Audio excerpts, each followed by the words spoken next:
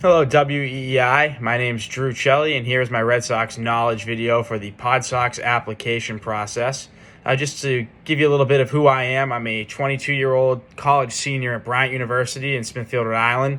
I'm from Stoneham, Massachusetts, and came across the application process for the PodSox and thought it was a great opportunity to show you guys my knowledge about the Red Sox and its history. So I'm filming this on October 14th, so we're a day away from the American League Championship Series starting.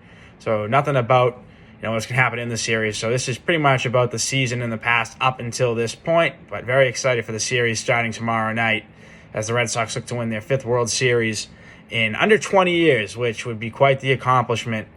And I think overall, the reason why the Red Sox have been so successful over the past 20 years is it all ties to John Henry and Tom Warner, the ownership group of the Red Sox, being so willing to adapt and change quickly and change how the organization does things.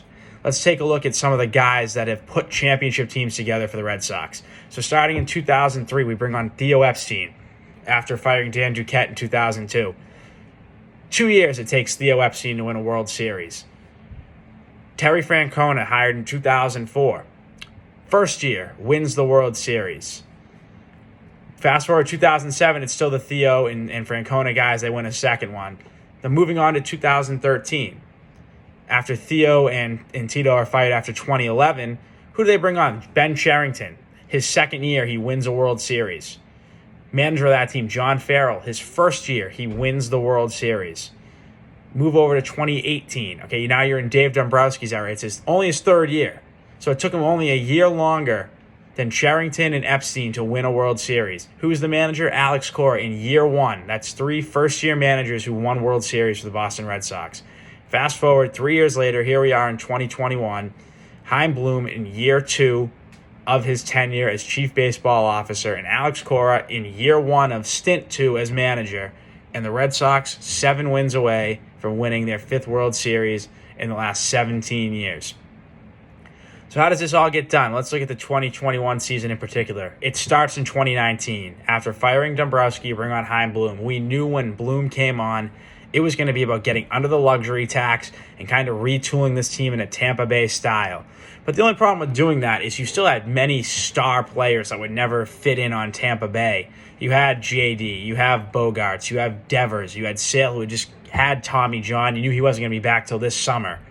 You had Evaldi on an $18 million contract. So you had the core 2018 guys still in place.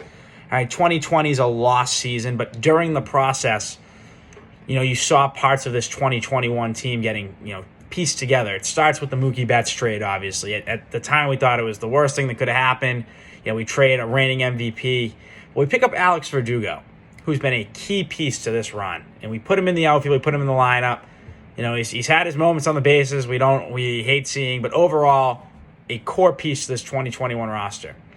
All right, before the 2021 season, last year, the Nick Pivetta trade, such an unheralded move by Bloom. He trades Workman and Hembry, 2 relievers who really weren't doing it last year, and picks up Pivetta and Seabold. And we see Pivetta as a 4th starter all year, eat up innings, pitch well enough, and then in the playoffs, he's been so clutch. Closing out Game 162 and then winning Game 3 versus Tampa Bay. And here we are, one night later, winning versus Tampa Bay. All right, before the 2021 season, who do we bring on this offseason? Well, we make some key pickups.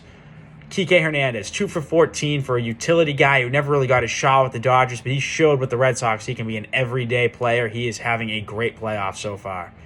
Hunter Renfroe comes in from Tampa Bay.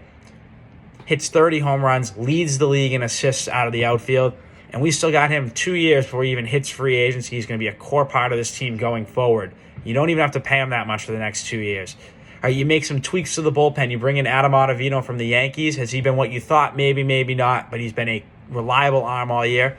And then the steal of all steals, Garrett Whitlock, Rule 5 draft, comes in from the Yankees as a rookie, and all of a sudden is one of the best relief pitchers in baseball. Came up huge in 2 straight games. A guy who didn't really pitch back-to-back days all season goes an inning and a third Game 3, 2 innings Game 4, winning pitcher in Game 4. And then this season, during the year, the deadline wasn't what people thought it was going to be. They thought the Red Sox, after the great first 4 months, were going to really go for it. But that's not what Chaim Bloom is. Chaim Bloom picks up the pieces. All right, he brings on Schwarber to, get an extra bat in the lineup. We try to manage him at first base in the outfield. Hansel Robles, no one really cared about that move. People were actually laughing at us. That was the best we could do for our bullpen. He's been so big. Aside from that Game 3 eighth inning, he was dynamite leading in before that. All right, Brazier comes back, has been great other than 1 inning in Game 4. You bring on Sale. He hasn't been great lately, but he was 5-0 before his first loss of the season. Rodriguez back at full strength this year. So you really see what Chaim Bloom did when it came to bringing on his types of guys and combining them with the core of the 2018 team that was still here. And here we are tomorrow night going into Houston to take on the Astros in the ALCS 2018 rematch. And right now there isn't a team riding as much momentum as the Red Sox. And, it's just it's again a testament to what John Henry and Tom Warner have done now for 20 years. They know when to pull the plug. They know when to bring in new people, and those new people have all taken such different routes to winning the World Series. Theo Epstein in 2003, he comes up a game short of the World Series. So what does he do in the offseason? He goes out and gets the starting pitcher in Kurt Schilling. He gets the closer in Keith Foulke. At the 04 deadline, he goes out and makes the moves. He brings on Orlando Cabrera and Minkiewicz for defense. He gets a great pinch runner in Roberts. We all remember 2004.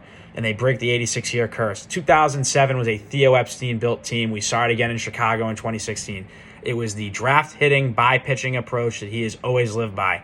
Look at the pitchers on that team. Beckett comes from Florida. Schilling was traded here before 2004 from the Diamondbacks. Daisuke, we went out and gave him $50 million to come in. And then look at the lineup. At that point, you still had Manny, but he was a Duquette guy. Ortiz was one of Theo's first signings. But the rest of that lineup, Jacoby Ellsbury, homegrown. Pedroia, homegrown. Kevin Youkilis, homegrown. That's what Theo Epstein did. All right, after 2011 and that chicken and beer year, you get rid of those guys.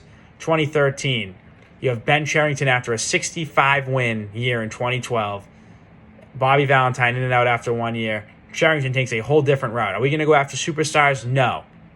What does he do? Signs Napoli, Gomes, Victorino, David Ross, Uehara. He brings on veterans that can really get the clubhouse going in the right direction. No one ever saw 2013 coming. Red Sox win a third World Series. All right, Cherington's out 2 years later after 2015. Farrell's out 2 years after that in 2017. You bring on Dombrowski before 2016. What does he do? He does what Dave Dombrowski does. We're going to pillage the farm system. Who do we bring in? Chris Sale. We trade Moncada and Kopech for him. We give Price $217 million. Those are the two key pieces of that rotation. We signed JD before 2018, $110 million. All right, you put that all together, and he makes great in-season moves in 2018 to win the World Series. Steve Pearce, trade, World Series MVP. Evaldi, phenomenal in 2018. We see him doing it again in 2021, trade. So they all have their similarities and differences. They all made key deadline pickups. We're seeing it again in 2021 with Schwarber and Robles, and then they're all winning the World Series in different ways. You got over the hump in 2004. You brought in the veterans in 2013. You retool it in 2021. That is what has made the Red Sox so good in the last 20 years. And that's why the Yankees have struggled so much in the last decade or so. They don't know when to pull the plug on something that's not working. The Red Sox do it better than anybody, and they come back, retool it as quickly as possible, and now in 2021, year 2 of Bloom, year 1 of Cora, part 2, Red Sox 7 wins away from taking home the World Series. So that's all I have for this video. I hope you enjoy it and really appreciate the Red Sox knowledge I was able to bring, and I hope to hear from you guys soon. Thank you.